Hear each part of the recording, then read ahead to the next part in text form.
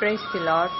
கிறிஸ்துவுக்குள் பிரியமான என் சகோதரனே, சகோதரியே, தேவன் இன்று உங்களுக்கு தந்த வார்த்தை, எல்லாருடைய இருதயங்களும் அறிந்திருக்கிற கர்த்தாவே. அப்போஸ்தலர்கள் 1:24. ஹல்லேலூயா. எல்லாருடைய இருதயங்களை அறிந்திருக்கிற கர்த்தாவே. ஹல்லேலூயா. ஒரு ஆள் நம்ம பார்க்குறோன்னா அவங்களுடைய செய்கைகளை வச்சு நம்ம அவங்களுடைய குணங்களை கொஞ்சம் கணிக்கலாம். இவங்க எப்பேற்பட்டவங்க, இவங்க இதெல்லாம் செய்வாங்க, இவங்க இந்த விஷயத்துக்கு தயாராக இருக்காங்க அப்படின்னு சொல்லி அந்த கணிக்கக்கூடிய மைண்ட் செட் நம்மளுக்கு இருக்கு. ஆனால் இருதயத்தில் என்ன இருக்குன்னு நம்மளுக்கு தெரியுமா?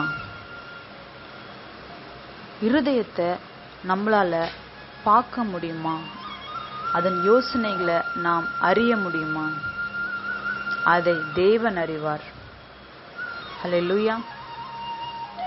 நம்முடைய தேவனுக்கு மறைவான சிருஷ்டி ஒன்றுமே இல்லை.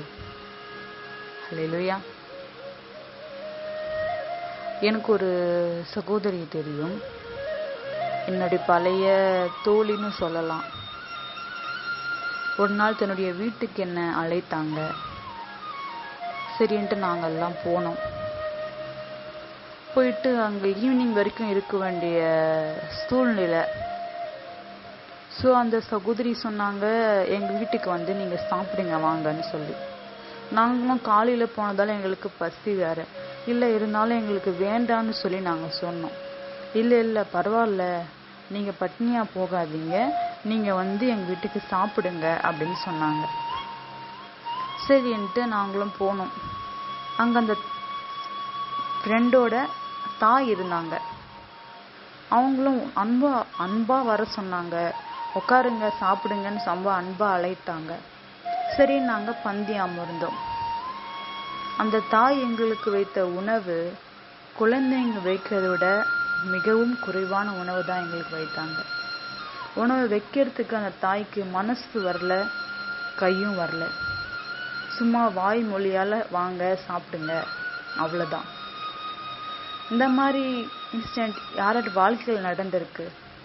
சும்மா வாய் மொழிக்கு பேசி விரும்பிய அனுப்பின காரியம். ஹல்லேலூயா. இருதயத்தை பார்க்கிறவர் நம் தேவன். வேதத்தில் ஒரு வார்த்தை இருக்கு, அவன் உன்னை குடியும் பானம் பண்ணும் என்று சொன்னாலும் அவனுடைய இருதயம் உன்னிடத்தில் இராது. இதுக்கான அர்த்தம் எனக்கு அன்னைக்கு தான் தெரிஞ்சுது. ஹல்லேலூயா. வாய்மொழியில் நம்ம சொல்லிடுறோம். பல பேர் அப்படி சொல்லிடுவோம், நான் செஞ்சிடறேன், நான் உனக்கு இதை பண்ணிடுறேன்னு சொல்லுவாங்க. ஆனால் இருதயத்தில் கெட்ட எண்ணங்கள் வைத்திருக்கிற மனிதர்கள் இந்த உலகத்தை வாழ்றதை நம்ம பார்க்கிறோம். ஹல்லேலூயா. சுத்த இருதயத்தை நம் தேவன் விரும்புகிறார். அதில் வாசம் பண்ண தேவன் ஆசையா இருக்கிறாரு. ஹல்லேலூயா. இந்த நாளிலையும் நம்முடைய தேவன் கிட்ட சுத்த இருதயத்தை எனக்கு தாங்க, நான் பரிசுத்தமா இருந்து நன்மை செய்யணும்னு சொல்லி ஜெபிப்போமா? அன்பு நிறைந்த எங்கள் தேவன் ஆகிய கர்த்தாவே, உம்முடைய கிருபையும் இறக்கும் மகா பெரியது சுவாமி.